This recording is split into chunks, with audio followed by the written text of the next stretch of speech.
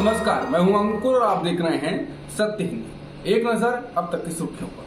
संयुक्त सचिव और उससे ऊपर के स्तर के अफसरों के खिलाफ 2014 से पहले के भ्रष्टाचार के मामलों में भी सीबीआई को अब केंद्र से मंजूरी लेने की जरूरत नहीं होगी। सुप्रीम कोर्ट ने सोमवार को यह फैसला दिया है।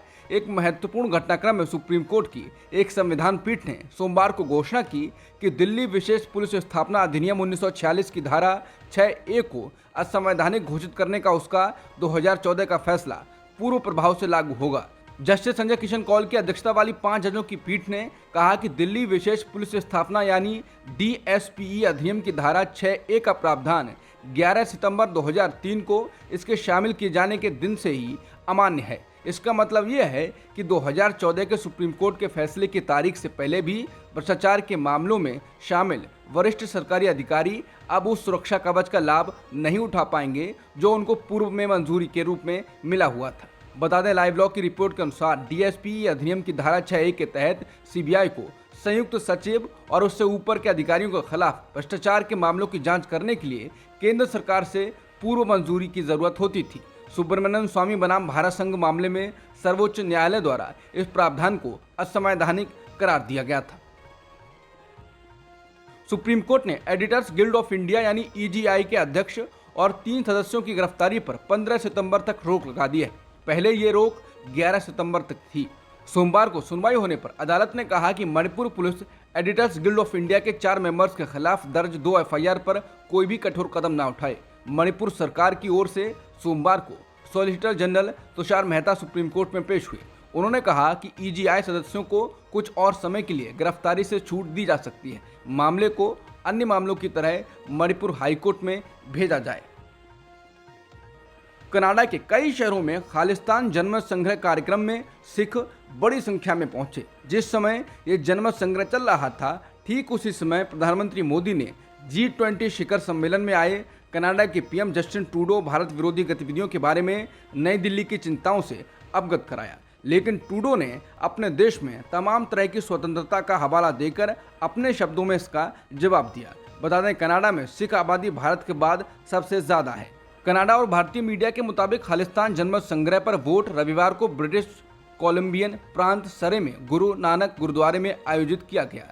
जून में इसी गुरुद्वारे के पूर्व अध्यक्ष हरदीप सिंह निज्जर की गोली मारकर हत्या कर दी। असम के मुख्यमंत्री हेमंत बिस्वा शर्मा ने राहुल गांधी के सरनेम को लेकर विवादास्पद बयान दिया। उन्होंने आरोप लगाया कि गांधी जी ने देश को आजाद किया और आप लोगों यानी नेहरू गांधी परिवार ने सरनेम को हड़प लिया। उन्होंने यहाँ तक कहा कि ये लोग डुप्लीकेट गांधी बन गए। वो सवाल करते हैं कि आप कौन से फॉर्मूले पर इंदिरा गांधी, राहुल गांधी, राजीव गांधी, प्रियंका गांधी, कौन सा फॉर्मूले पर गांधी होता है। इंडिया का जो पहला स्कैम शुरू हुआ वो टाइटल से ही शुरू हुआ। असम के मुख्यमंत्री के इस बयान पर कांग्रेस ने तीखी प्रतिक्रिया दी है और उन पर जोरदार हमला किया है।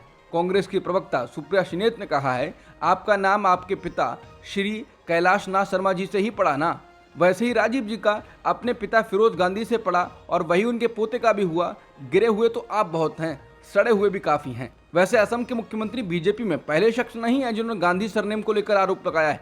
खुद प्रधानमंत्री मोदी तक इसको लेकर आरोप लगा चुके हैं, वो भी संसद में। दिग्गज अभिनेता नसरुद्दीन शाह ने अपने लेटेस्ट इंटरव्यू में गदर 2 की सक्सेस को लेकर चौंकाने वाली बात कही। नसरुद्दीन ने कहा कि फिल्में जितनी ज्यादा कट्टरपंथियों वाली होती हैं उतनी ही वो पॉपुलर होती हैं। उन्होंने कहा, अपने देश से प्यार करना ही काफी नहीं है, बल्कि इसके बारे में ढोल पीटना काफी नहीं है और आपको काल्पनिक दुश्मन भी बनाने होंगे। इन लोगों को यह एहसास नहीं है कि वो जो कर रहे हैं वो बहुत नुकसानदायक है। गदर 2 और द केरल स्टोरी जैसी फिल्मों की भारी सफलता के बारे में बोलते हुए नसरुद्दीन ने कहा कि हालांकि उन्होंने फिल्में नहीं देखी हैं, लेकिन उन्हें यह परेशान करने वाला लगता है कि इन फिल्मों को भारी सफलता मिल रही है, जबकि फिल्म मेकर सुधीर शर्मा, अनुभव सिन्हा और हंसल मेहता को ज्यादा ऑडियंस नहीं मिलती है। G20 समिट में अमेरिका के राष्ट्रपति बाइडेन से और मोदी से मीडिया को सवाल करने से रोकने के बाद अब बाइडेन ने वियतनाम पहुंचकर मीडिया से बात की है।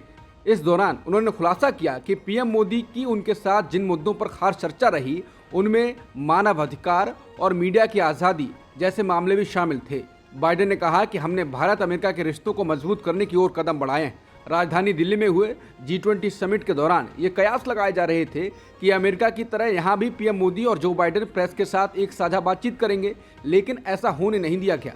रॉयटर्स की रिपोर्ट बताती है कि 8 सितंबर को नई दिल्ली पहुंचने के तुरंत बाद बाइडेन ने मोदी के साथ एक बंद कमरे में बैठक की। इसमें कहा गया कि जब प्रधानमंत्री के आवास पर यह मुलाकात हुई तब अमेरिकी प्रेस को दोनों नेताओं की नज़र से दूर एक वैन में कैद कर लिया गया था।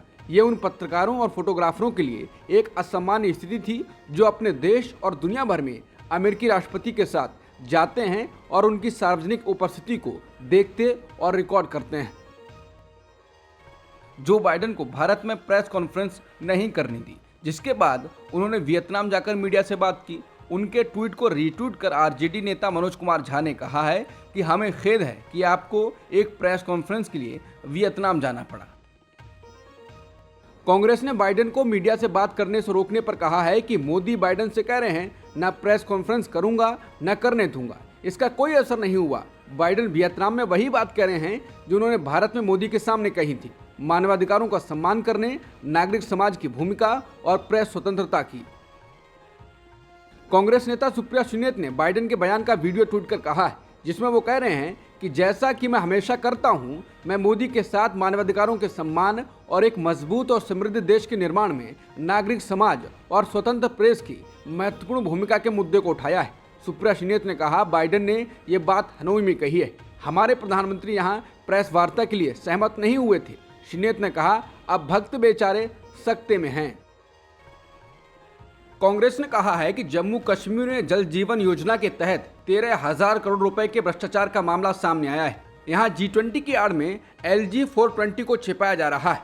जब अशोक परमार नाम के IAS अफसर इस गबन को सामने लाते हैं तो उनका साल में 4-5 बार ट्रांसफर और LG द्वारा अपमान किया जाता है। वहीं अशोक परमार जिन भ्रष्टाचारी अधिकारियों के नाम लेते हैं उन्हें प्रमोशन दिया जा रहा है। पवन खेड़ा ने कहा, जो अधिकारी जम्मू कश्मीर में जल जीवन योजना के भ्रष्टाचार में शामिल हैं उन्हें प्रमोशन दिया जाता है और इसकी जानकारी सार्वजनिक करते हैं, उन्हें प्रताड़ित किया जाता है। अनियमितताएं बाहर न आए उसके लिए योजनाओं को बांट दिया जाता है। इसके साथ ही कंपोजिट टेंडर की प्रथा को अनदेखा कर दिया जाता है। आंध्र प्रदेश में कथित भ्रष्टाचार के एक मामले में अपने अध्यक्ष और पूर्व मुख्यमंत्री चंद्रबाबू नायडू की गिरफ्तारी के विरोध में तेलुगु देशम पार्टी ने सोमवार को राज्यव्यापी बंद बुलाया है। भ्रष्टाचार निरोधक ब्यूरो की एक अदालत ने रविवार को नायडू को 14 दिन की न्यायिक हिरासत में भेज दिया था। एक बयान में टीडीपी के प्रदेश अध्यक्ष ने पार्टी काडर, लोगों और नागरिक समाज से आंदोलन में भाग लेने का अनुरोध किया है। उन्होंने कहा कि चंद्रबाबू नायडू की गिरफ्तारी पूरी तरह अवैध है। पार्टी काडर पर अत्याचार किया जा रहा है। प्रतिशोध की राजनीति के विरोध में तेलुगु देशम पार्टी ने राज्यव्यापी बंद का आह्वान किया है। कथित भ्रष्टाचार के आरोप में गिरफ्तार आंध्र प्रदेश के पूर्व मुख्यमंत्री चंद्रबाबू नायडू को राजमुंद्री जेल के सेल नंबर 7691 में रखा गया है। इंडिया गठबंधन के नेताओं ने विपक्षी गुट में शामिल करने के लिए पंजाब के श्रोमणी अकाली दल और इंडियन नेशनल लोक दल यानी INLD को लाने की कोशिश शुरू कर दी है।